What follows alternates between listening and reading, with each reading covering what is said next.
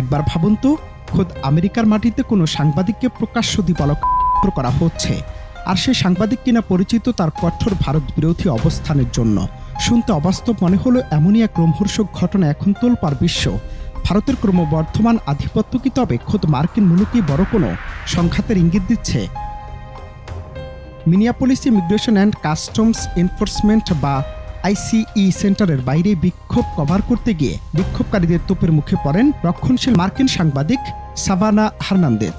ধাক্কা দিয়ে মাটিতে ফেলে দেয়া থেকে শুরু করে তার চশমা ভেঙে দেয়া, সব মিলিয়ে এক রণক্ষেত্র পরিস্থিতির সৃষ্টি হয় সেখানে।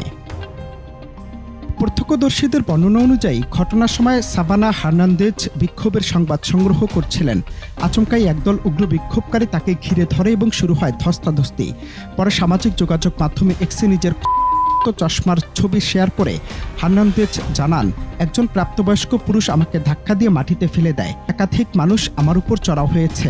মূলত সম্প্রতি আইসিই এজেন্টদের রেনি নিকোল গুড এবং অ্যালেক্স প্রেটি নামের দুজনে ঘটনায় মিনিয়াপলিস এখন আগ্নেয়গিরির মতো ফুটছে। আর সেই ক্ষোভের আগুনে ঘি ঠেলেছে বিতর্কিত সাংবাদিকের উপস্থিতি, যিনি শেষ পর্যন্ত পুলিশের কাছে অভিযোগ দায়ের করতে বাধ্য হয়েছেন। তবে প্রশ্ন জাগতে পারে, কেন এই সাংবাদিককে নিয়ে এত আলোচনা?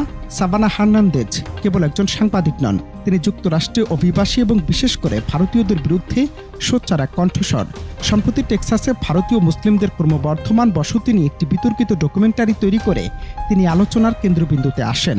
সেখানে একটি হিন্দু মন্দিরে গিয়ে তিনি উপহাস করে বলেছিলেন, টেক্সাস এখন মিনি ইন্ডিয়া হয়ে গেছে। ভারতীয়দের বিরুদ্ধে আমেরিকানদের চাকরি দখল করার মতো বিদ্বেষমূলক রক্ষণশীল মতাদর্শ প্রচার করাই ছিল তার প্রধান কাজ। তবে পরিসংখ্যান বলছে 2023 থেকে 25 সালের মধ্যে যুক্তরাষ্ট্রে ভারতীয়দের বিরুদ্ধে অনলাইন বিদ্বেষ আশঙ্কাজনকভাবে দ্বিগুণ বেড়েছে। সাভানা হার্নান্দেজের উপর এই হামলা কেবল একজন ব্যক্তির উপর আক্রমণ নয়, বরং এটি আমেরিকার অভ্যন্তরীণ সামাজিক বিভাজন এবং ক্রমবর্ধমান বর্ণবাদের এক নগ্ন বহিঃপ্রকাশ।